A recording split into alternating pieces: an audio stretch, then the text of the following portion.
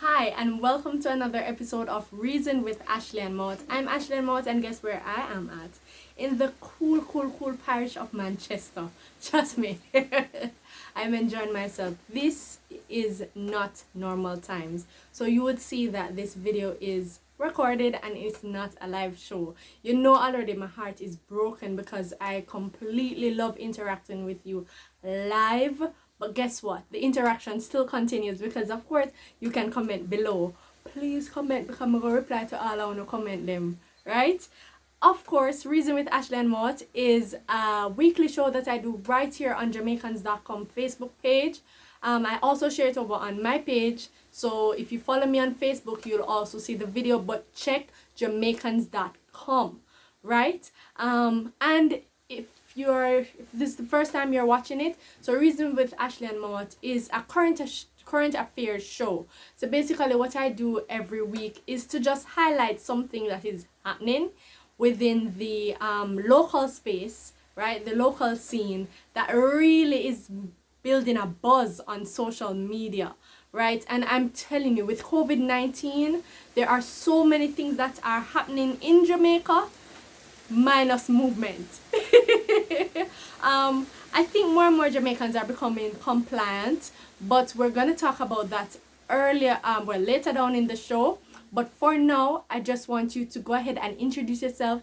Tell me where you're connecting from. Just me tell you, Manchester nice and cool and pretty and everything that is nice. If you're from Manchester, please let me know. All right, so today's show, I'll be talking about current affairs, things that are very topical right now, and something that is very topical right now and that is presenting itself to be quite real is digital divide in Jamaica. The digital divide in Jamaica. And what do I mean by that?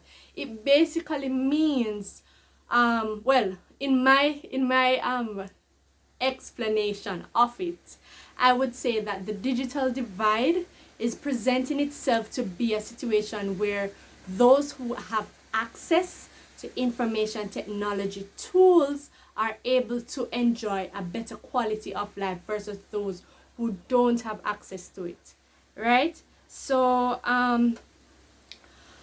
that is presenting a real issue in Jamaica right now, because as you can see, following earlier this week the Prime Minister made a statement at his press conference where he basically explained that Jamaicans should get into the idea of going digital, right? Meaning taking your business, taking your life, taking school, taking everything online.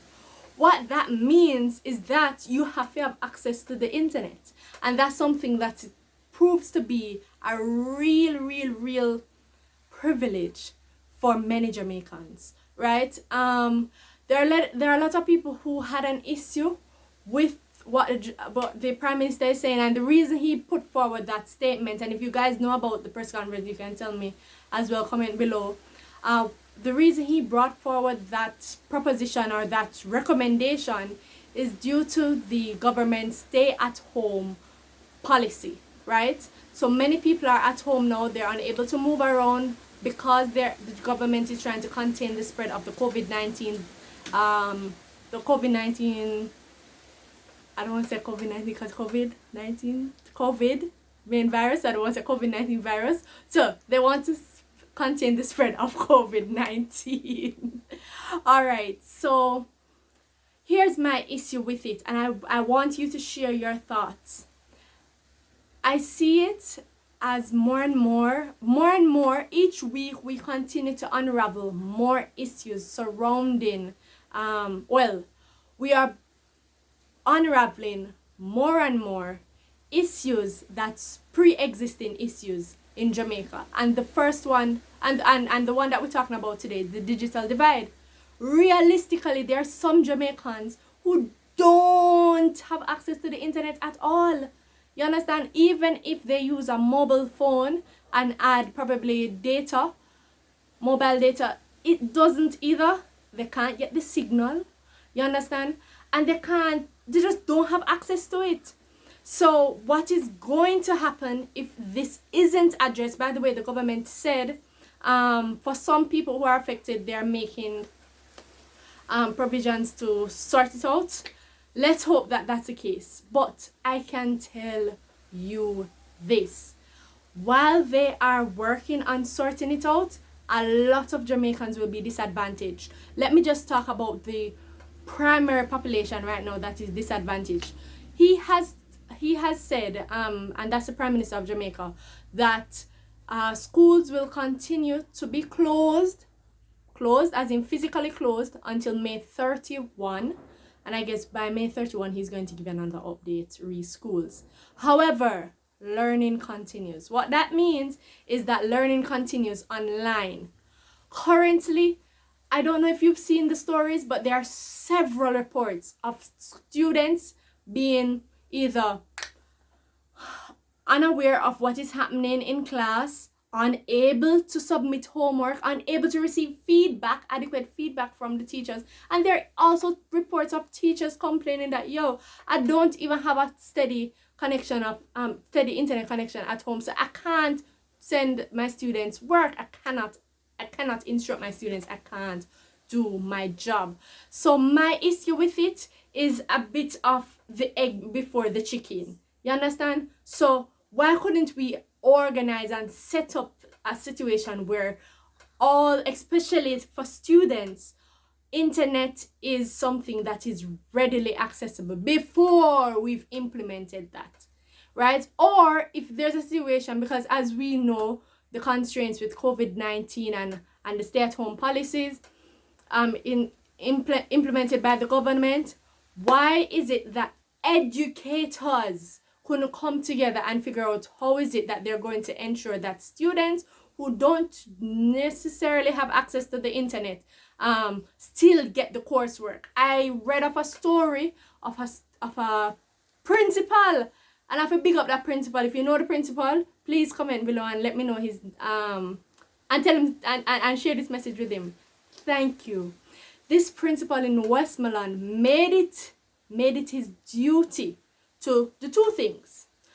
All the students, so the first thing, all the students who are unable to access the internet for online classes, he prints all the homework, all the work that they need to do at home. What he have done. So the first thing is that he printed all of them. Then he hired some bike taxis. If you've ever been to Westmoreland, you'll probably hear about bike taxis. Them nice. I've been on one. Okay. He hired some bike taxis to go ahead and distribute the homework to the different school students. Trust me when I tell you this.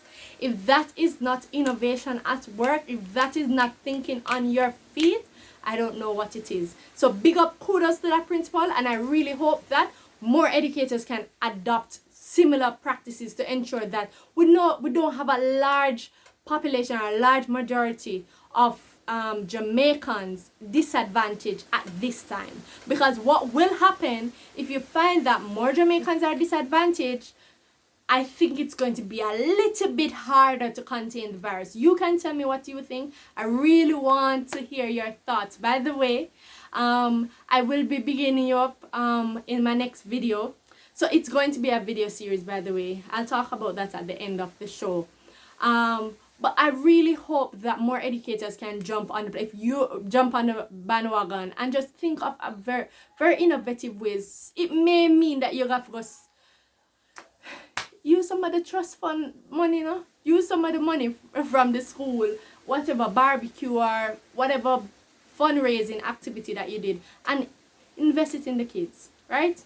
All right, so that is the first thing I want to talk about. The next thing I must address is the issue that is presenting itself to be so real in Jamaica. And this is it, right?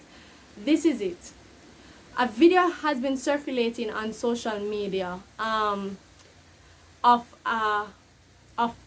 two videos to be exact. One of them, a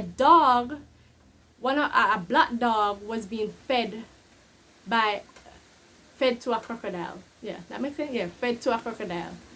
And whoever was recording the video was just laughing, right? Trust me, when I saw the person who posted it on social media and I saw the video, the person posted, look out, this is sensitive content. I was a bit apprehensive, but I wanted, based on the caption, I really wanted to see what happened. I could not watch it a second time. It was gruesome. And to think that somebody could stand up and watch as a crocodile, you understand, devour the dog like that is horrible. I don't know if you saw the video. If you saw the video, please comment below and tell me what you thought about it.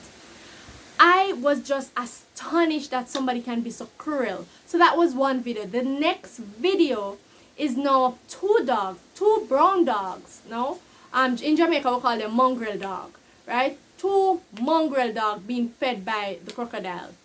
Well, not being fed, but basically trying to escape being eaten by the crocodile. Here's my issue with that video again. So since then, that second video, since then, somebody spliced the two videos to let it seem as if it was actually one video, and the person in video number 2 was trying to feed the crocodile, right? Video number 2 recorder, the videographer, came forward to say that, hey, I wasn't trying to do that. I was trying to save these animals. However, it was too late. I couldn't do it. You understand? I could only save one. My issue with it, and I do have an issue with it, you know, already the US ambassador to Jamaica has put out a reward for any information that you have, a 5,000 US reward for any information you have as it relates to the person who was recording the first video. My issue with both videos is that it's just horrible. It has reached a point where we see our mobile phone, right? We see our mobile phone as a tool to record and to capture every aspect of life, even when it's not so necessary. I don't think it was so necessary for whether he wants to be a rescuer. You understand? And anybody who disagree with me, please comment below, right? It wasn't an issue of alright, I need to record this. I need to record the dog trying to escape the crocodile so that I can save the animal. Yes, he saved one of them, but I do believe if he never had a video, he would probably have more time to rescue both. So my issue is that I think as Jamaicans, we just need to come out of the habit of taking up the phone every time that there's some spectacle happening and start recording. Think of lending a helping hand, especially now during the COVID-19 crisis, right? So that is my issue with it. You know, Tanya Stevens came forward on social media recently, you know, and she's been talking about that same selfish mentality in Jamaica now. And a lot of people bash her. As a matter of fact, they call her a cokehead, right? A lot of Jamaicans bash her just because she was using a few expletives, right? And she mentioned the Prime Minister. We need to get to a point where we come out of that selfishness, right? And that's exactly, I completely agree with Tanya, by the way. That is exactly what she was saying in her video. So I just think that these are the two issues that I saw people keep discussing on social media this week. So, you know, I have to bring it to you. But I'm telling you, I think that as Jamaicans, and not only Jamaicans, as world citizens, so you may be a non-Jamaican watching this video, we can do some more to help each other, especially now. As I will forever say this: if we don't address the issues of the disadvantaged, it's going to be a little bit harder to contain this virus. I totally believe. You say brute force don't work. Not even on children. It does not work. Alright? So I won't be here for long. Look here. I'm going to reply to every comment. I'm going to try that. Okay? If I don't, beat me. But guess what? You can continue the conversation with me. You can, in my inbox. So you can go over to my Facebook page, Ashleigh-Ann, and send me a message. Suggest a topic. What do you want me to talk about? Let me know, right? Another thing, you can also comment below and I'll reply to you and we can continue the conversation, right? Please go ahead and follow me on Instagram. I'm a.mowat on it, right? And I'm also on Twitter, a_mowat. I look forward to the following. Please go ahead and read my stories on Jamaicans.com. It's a lovely website and this is a lovely platform. So keep safe, Jamaicans, and until next time, come reason with me again.